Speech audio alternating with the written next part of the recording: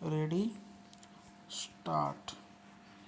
पश्चिम बंगाल विधानसभा चुनाव के पहले चरण के मतदान में अब जब बमुश्किल एक पखवाड़ा रह गया है, तब चुनाव आयोग ने मतदाता सूची के विशेष गहन पुनरीक्षण का जिलेवार ब्यौरा जारी कर पारदर्शिता बरतने की कोशिश की है।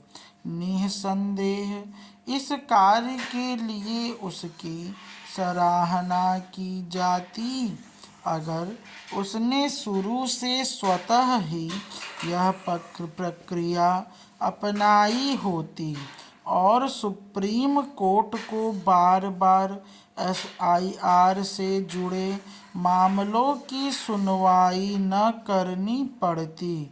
बिहार और बंगाल की प्रक्रिया में तो शीर्ष अदालत को हस्तक्षेप तक करना पड़ा।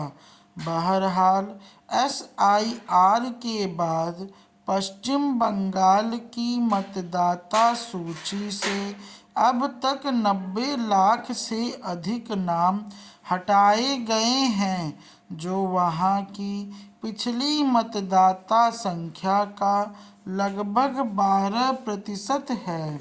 इतनी बड़ी संख्या में हुई सफाई का चुनावी नतीजों पर क्या असर पड़ेगा, इसका विश्लेषण तो खैर परिणाम आने के बाद होगा। अलबत्ता अभी यह संतोष जताया जा सकता है कि सुप्रीम कोर्ट के निर्देश पर न्यायिक अधिकारियों की गहन निगरानी में यह प्रक्रिया पूरी हुई है और जिन 60 लाख नामों को संदिग्ध सूची में डाला गया था, उनमें से 32.68 लाख नाम पुनः शामिल कर लिए गए हैं। जिन लोगों के नाम न्यायिक अधिकारियों की जांच के बाद भी मतदाता सूची से हटाए गए हैं, शीर्ष अदालत ने उनके लिए हाई कोर्ट के पूर्व न्यायाधीश की अध्यक्षता में एक ट्रिब्यूनल गठित करने का आदेश पहले ही पारित कर रखा है।